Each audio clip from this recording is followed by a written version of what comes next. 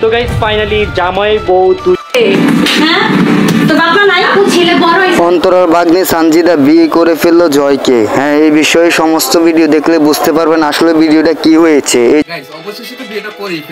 জন্য রাকিব অনেক রাগ করেছে এবং রাকিবে তার মাকে ফোন দিয়েছে, অন্তরা কেঁদেছে। গতকালকে সানজিদাকে বিয়ে দেয়, জানা যায় রাকিব এবং অন্তরা মিলে সানজিদাকে বিয়ে দেয় জয়ের সঙ্গে।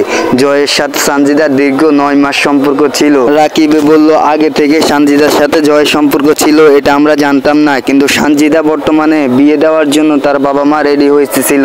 তখনই সানজিদা বলে জয়ের সাথে আমার সম্পর্ক, আমাদেরকে বিয়ে দিয়ে দাও। রাকিব অন্তরার কাছে কান্নাকাটি করার পর রাকিব অন্তরা বলে তোদেরকে বিয়ে দিলে তোদের বাপ মা মেনে নিবে না তোদেরকে, কারণ জয়ের কি আছে, জয়ে তোকে কি খাওয়াবে। তখন কাঁদতে লাগে, তখন বলে আমরা তোকে বিয়ে দিয়ে দিব। তাই তো তারা বিয়ে দেয়। ফাইনালি জামাই বউ দুজনেই রেডি। তো এখন আমরা কি করবো বলো তো? বিয়ের পরে তার বাবা মাকে ফোন দিয়ে অন্তরা এবং রাকিব বলে তাদেরকে বিয়ে দিয়ে দিয়েছে, তাদেরকে বিয়ে করে ফেলেছে। তখন এসে যে তুলকালাপ সৃষ্টি হয় সেটা ভিডিও দেখলে আপনারা বুঝতে পারবেন। এমনকি যে হয়েছিল যে কাহিনী, আমরা ব্লগ ভিডিও তো যেটা দেখেছি যে সানজিদা জয়ের বিয়ে, আসলে এটা প্র্যাঙ্ক ভিডিও করে তারা সাজিয়েছে, আসলে প্র্যাঙ্ক না, তারা সত্যি সত্যি বিয়ে করে ফেলেছে।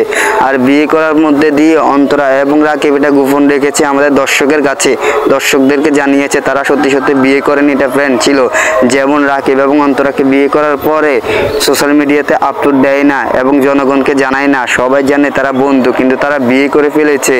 ইয়াসিন ও মিথিলা যখন বিয়ে করে ফেলেছে তখন সোশ্যাল মিডিয়ার মধ্যে এটা জানায় নাই, কারণ তারা বিয়ে করে ফেলেছে এটা জানায় নাই।